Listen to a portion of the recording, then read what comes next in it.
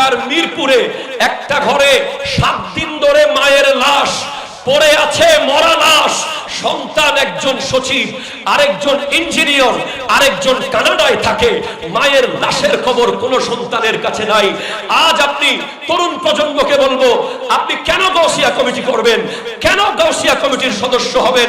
কারণ আমি কেন গাউসিয়া কমিটি করব?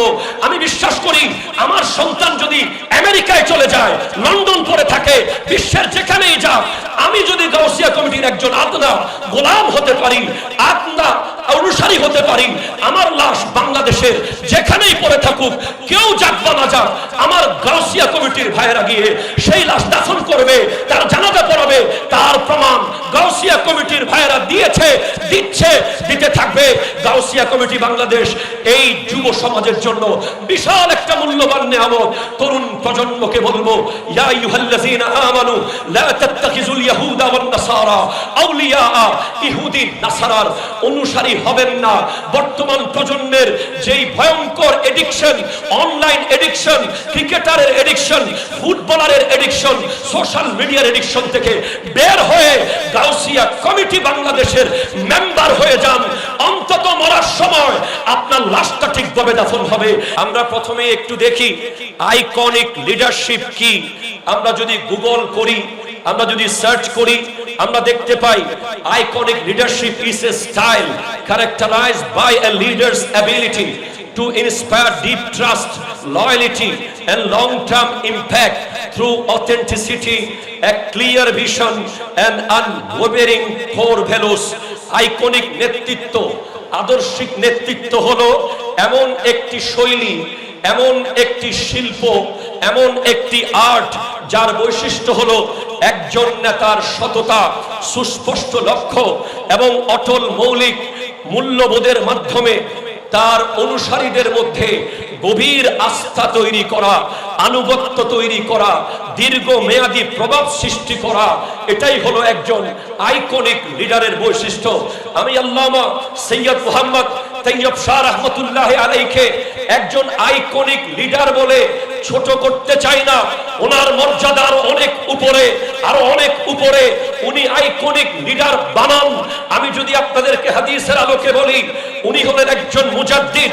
আমার নবী স্পষ্ট বলেছেন, আমার নবী যে ইরশাদ করেছেন, ইন্নাল্লাহা ইয়াবআসু লিহাযিহিল উম্মতি আলা রাসি কুল্লি মিয়াতি সানাতিন মান ইউজাদ্দিদু লাহা দীনাহা। আল্লাহ প্রত্যেক 100 বছরের মাথায় এমন একজন ব্যক্তিকে প্রেরণ করে যিনি একজন রিফর্মার হয়ে আসেন, যিনি একজন সংস্কারক হয়ে আসেন। আজকের দিনে আপনারা যার ওরসের মধ্যে বসে আছেন, তিনি হলেন ওয়ান অফ দ্য রিফর্মার, তিনি একজন সংস্কারক। আপনারা যদি মুজাদ্দিদের লিস্ট জানতে চান, প্রথম শতাব্দীর মুজাদ্দিদ হযরতে ওমর ইবনে আব্দুল আজিজ, দ্বিতীয় শতাব্দীর মুজাদ্দিদ ইমাম আহমদ ইবনে হাম্বল, তৃতীয় শতাব্দীর মুজাদ্দিদ ইমাম নাসাই, চতুর্থ শতাব্দীর মুজাদ্দিদ ইমাম বাইহাকি, পঞ্চম শতাব্দীর মুজাদ্দিদ ইমাম গাজালি, ষষ্ঠ শতাব্দীর মুজাদ্দিদ ইমাম ফখরুদ্দিন রাজি, গাউসুল আজম জিলানী, সপ্তম শতাব্দীর মুজাদ্দিদ ইমাম তকিউদ্দিন সুবকি, অষ্টম শতাব্দীর মুজাদ্দিদ ইবনে হাজার আসকালানি, নবম শতাব্দীর মুজাদ্দিদ আল্লামা জালালউদ্দিন সুয়ুতি, দশম শতাব্দীর মুজাদ্দিদ হযরতে মোল্লা আলী কারি, 11তম শতাব্দীর মুজাদ্দিদ শেখ আহমদ সরহিন্দি ফারুকি, মুজাদ্দিদে আল-ফিসানি, 12তম শতাব্দীর মুজাদ্দিদ হযরতে মুহিউদ্দিন আওরঙ্গজেব, 13তম শতাব্দীর মুজাদ্দিদ হযরতে শেখ মুহাক্কিক আলাল ইতলাক শাহ আব্দুল হক মুহাদ্দিস দেহলভী রাহমাতুল্লাহ আলাইহি, আর 14তম শতাব্দীর মুজাদ্দিদ আলা হযরত আজিমুল বরকত পরওয়ানায়ে শামে রিসালত আশিকে মাহে নবুয়ত মেরে আকায়ে নেমত মুজাদ্দিদে দ্বীন ও মিল্লত ইমাম আহমদ রাজা খান ফাজিলে বেরলভী রাহমাতুল্লাহ আলাইহি। আর 15 শতাব্দীর মুজাদ্দিদের নাম জেনে নেন। সেই নামটা হলো বানিয়ে জশ্নে জুলুসে ঈদে মিলাদুন নবী সাল্লাল্লাহু আলাইহি ওয়াসাল্লাম আল্লামা তৈয়ব শাহ কিবলা রাহমাতুল্লাহ আলাইহি।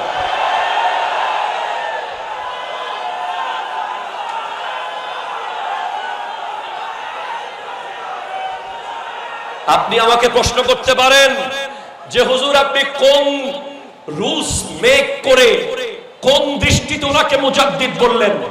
আমার উস্তাদগণ স্টেজে আছেন, আপনারা কিতাব পড়তে পারবেন। আল্লামা জালালউদ্দিন সুয়ুতি রাহমাতুল্লাহ আলাইহির কিতাব মিরকাতুস সাউদ ইলা সুনানি আবি দাউদ, এই কিতাবের মধ্যে স্পষ্ট মুজাদ্দিদের কিছু বৈশিষ্ট্য লিখে দেওয়া হয়েছে। তার মধ্যে একটা বৈশিষ্ট্য হলো, যিনি মুজাদ্দিদ হবেন, যিনি রিফর্মার হবেন, উনি 2টা শতাব্দীকে টাচ করবেন। আল্লামা সৈয়দ মুহাম্মদ তৈয়ব শাকিবুল্লাহ রাহমাতুল্লাহি আলাইহির জন্ম হয়েছে 1336 হিজরি সনে, আর ইন্তেকাল হয়েছে 1413। উনি 2টা শতাব্দীকে স্পর্শ করেছেন। মুজাদ্দিদের আরেকটা বৈশিষ্ট্য হলো, যিনি তার পূর্বের মুজাদ্দিদের সংস্কারকে ব্যাপক প্রচার প্রসার করবেন। আজ আপনি যদি জামিয়া আহমদিয়া সুন্নিয়া কামিল মাদ্রাসার অ্যাসেম্বলি দেখেন, প্রতিদিন 365 দিনে যেদিন যেদিন জামিয়ার ক্লাস শুরু হয়, সেদিন সেদিন ওই গম্বুজের নিচে আওয়াজ উঠে, গমজদো কোরেজা মুশতাদি জি কে হে বেকসু কা सहारा, हमारा नबी सबसे आला वो वाला, हमारा नबी सबसे वाला वो वाला, हमारा नबी अपने मौला का प्यारा, हमारा नबी दोनों आलम का दूल्हा, हमारा नबी अल्लामा सैयद अहमद शाह श्रीकुटी रहमतुल्लाह अलैह दादा हुजूर জামিয়া বানিয়েছেন মসলকে আলা হযরতের উপরে, আর বাবা হুজুর আল্লামা তৈয়ব শাকিবুল্লাহ রাহমাতুল্লাহ আলাইহি এই মসলকে আলা হযরতের প্রচার প্রসারে ব্যাপক কার্যক্রম চালিয়েছেন গোটা বাংলাদেশে। তার মধ্যে একটা গুরুত্বপূর্ণ হলো জামিয়ার অ্যাসেম্বলিতে সবচেয়ে আলাকে অ্যাড করে দেওয়া।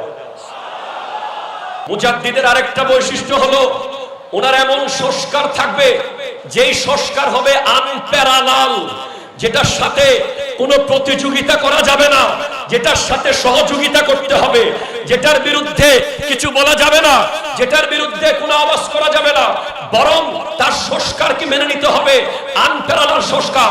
সেরকম একটা সংস্কার হলো জশ্নে জুলুসে ঈদ মিলাদুন নবী। আরেকটা সংস্কার গাউসিয়া কমিটি বাংলাদেশ।